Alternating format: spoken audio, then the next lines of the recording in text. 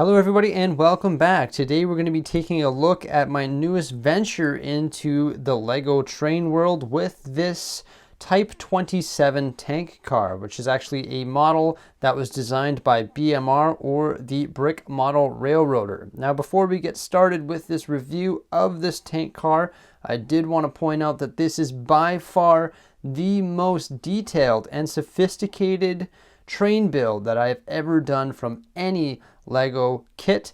It absolutely blows the ones issued by the LEGO Group out of the water, and I'm very excited to continue building more of these, as I have 5 more. I do have the flathead bulk car already completed, and now I have the Type 27 tank car almost completed. Now I do say that this is almost completed here because I actually did make a mistake in ordering parts for this tank car here from Bricklink. You can see the running boards or over end sills. I don't know exactly what they're called here, but sort of this white tubing running along the side here. I didn't order enough of that, and that should have actually came past either side of it. Had a piece running here, and that in which connects with the other side. So I didn't get enough of this tubing here. I actually miscalculated, and you'll see that this little ladder piece right here is also missing a piece of tubing. But other than that, this model is essentially 100% complete. I don't want to go ahead and order those parts to complete it because I have 4 more train kits that I have to build, and I'm sure there's some other miscalculations that I've done, so I'm going to order all those parts at once. Now this thing is extremely detailed and looks really good. It does represent a tank car found in the 1920s in the United States of America. There's actually 6 different models in which I could have built using the instruction books from BMR. You can see this one here is actually a 10,000 gallon tank, so it's a larger tank, and it has 1 dome on the top. But I could have built either an 8,000 gallon tank or a 10,000 gallon tank, and I could have put 3 domes on the top if I wanted to, 1, 2, or 3 domes, and they would just be spread out along the top here. But this model represents a 10,000 gallon tank with a single dome. Very detailed. I really like the rounded shape of the tank, and that is actually done quite well. Everything in the interior there is actually colorful bricks with studs facing in all 4 directions. Then you build these panels. There's 4 different panels, and they're all use those sort of inverted slope pieces to cover those panels that you build, and then you put them on the side, on all sides. Then you add some exterior details like those running boards there, this little ladder here, and this little tile piece here, and then of course the domes on the top.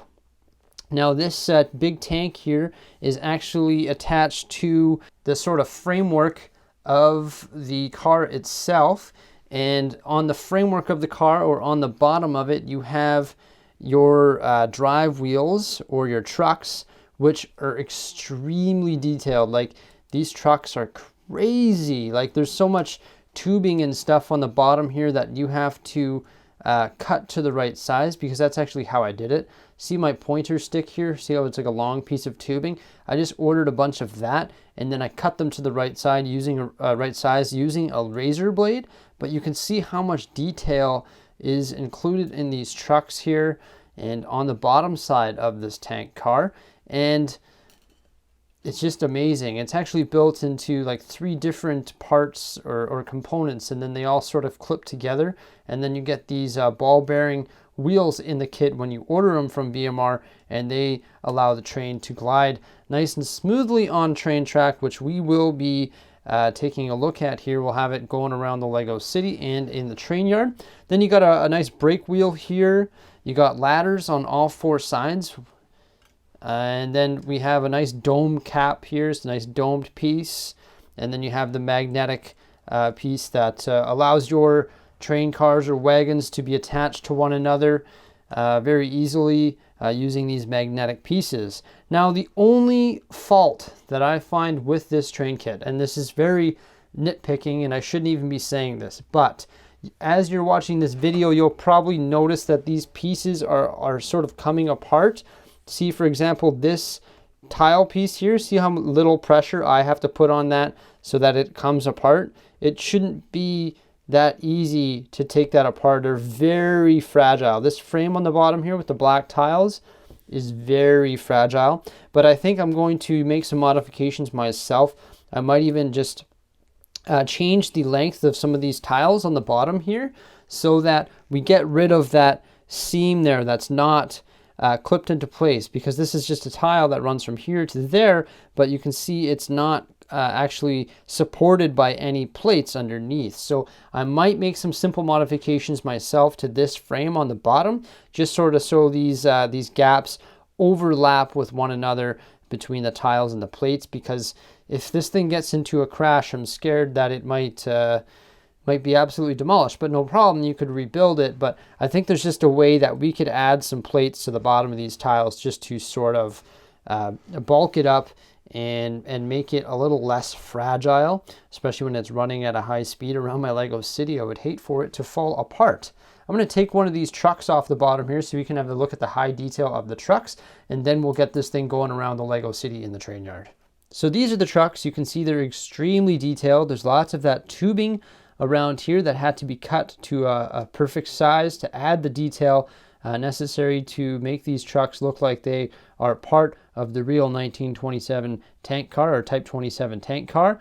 Now, these are actually in two different parts. I should be able to just pull them apart. Yeah, just like that there. And you'll see these are the BMR wheels that are use those ball bearings here that allow this tank car to glide around the track. And then this is another component here that just sort of clips in place just to give this even more detail. And then you have your magnetic piece here on the end. But look at the detail on the trucks. Crazy. I like how they're brick built. Like the ones from the Lego group, these from the newer trains are sort of prefabbed, and they just sort of work. So here you can see the model with one of the trucks removed. They just sort of clip right into the center there. And then you can see more of this tubing detail on the bottom. So that's the tank car sitting on the frame with one of them removed. But you can see how fragile it is. Like these parts are just falling off. I'm probably going to reinforce it for sure. And then I actually have another one going because I'm going to be building two of each of these tank cars and BMR train kits for the Lego City. And you can see one here that I'm currently working on, just have to order some more parts. I actually made another mistake. These train kits come with the parts to build the trucks, like these axles and wheels. And I only ordered one of each, so I have to order the axles and wheels individually so that I can complete the other models. For example, I have this tank car one here, and then I have another one that I'm in the middle of working on as well, which is much larger. This is the flathead bulk car, and you will see a completed one of these in the train yard right up here next. So down here in the train yard, I've got the blue cargo train sort of attached to the tank car, and it's ready to go around the track. This will be the first time I am trying this. I don't foresee there being any problems because you can see this tank car actually is relatively the same size as regular standard Lego train kits, so I don't foresee there being any problems for it going around the track. Unlike the flathead bulk car, which is way longer than your average train, so it needs some R56 curves, which are way wider. I do want to order some of those R56 curves. However, it's going to cost me $80 for two 90-degree turns. So I'll do it eventually, but I don't know if I want to invest $90 just for two turns before I get the remainder of these train kits built. But let's get this train going here. See how it does. You can see I've experimented right here with some wider turns, trying to replicate my own R56 curves using standard RC track, but it didn't really work. It seems to go around the corner there, no problem. See if it has any trouble going past the overhead crane. Nope, it just squeaks by. It is a little bit wider than your average Lego RC train, Let's try and pick up the speed a bit. But it seems to be working fine on the standard turns and straights of standard RC track, so that's nice. And it seems to be working down here in the train yard, so I'm pretty happy about that. And it seems to have no problem being pulled by the cargo train. So I like that. It sort of integrates nicely with some standard RC stuff. Right here, I've put that other tank car that I'm currently working on. Just got to get the wheels, but I actually don't mind it just sort of sitting here in the train yard. Just sort of adds some more aesthetics to the train yard. And I really don't mind. It's just like an extra tanker just sitting there that's sort of out of commission right now, you know what I mean? And there's another one over here, which is another flathead bulk car, which I will be able to complete essentially, except for the wheels. And maybe I'll just have that sitting in the train yard until I have the desire to spend more money on improving the train yard.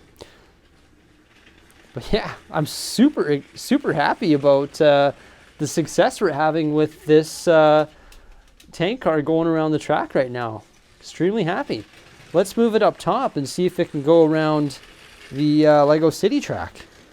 So up here in the Lego City, I was running the new Disney train, and I already know that this train station has to move forward a stud or two because 8 wide trains like this tank car will not fit past this train station. So I know that for a fact. So that's why I'm going to start running this right here. I have done a clearance test. It will clear past that shelf bracket, unlike the Disney train. But let's run it from here and see if it makes it around the Lego City. Should.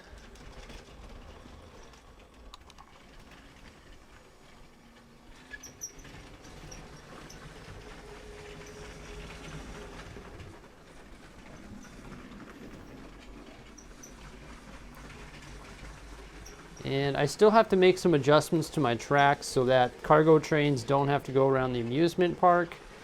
But I have to figure that out when I get a chance. First thing I want to do is finish building all these things here. See, it's going to try and go by this train station and it's not going to make it. Oh, there it goes. And off goes the cargo train on its own. So overall, I'm super satisfied with the BMR train kit for the American Car and Foundry Type 27 tank car premium instruction kit. That sort of gave me the guidelines on how to build this really good looking car that's going to be beautiful when it's going around the Lego City and in the train yard. I'm beyond words. I really do like it, and it's just going to add so much to my Lego City. And I'm just a really positive experience today when I saw that this particular car could go around the track in the train yard no problem. And then all I have to do to make it go around the Lego City is just sort of move that train station back 2 studs. Like I said, this is definitely some of the most detailed train work I have ever seen in regards to a sort of Lego kit. The next one I'm going to be working on from the BMR group is the caboose. And that's going to be really cool. So in the end, I'm going to have 6 different BMR model kits all made that are all going to be sort of premium quality like this here, and all strung together in the Lego City and in the train yard, moving around that track system. And then once I get all these kits done, my next project is sort of researching and figuring out how I'm going to go about building a locomotive that sort of matches the era of this, or of all these different train cars.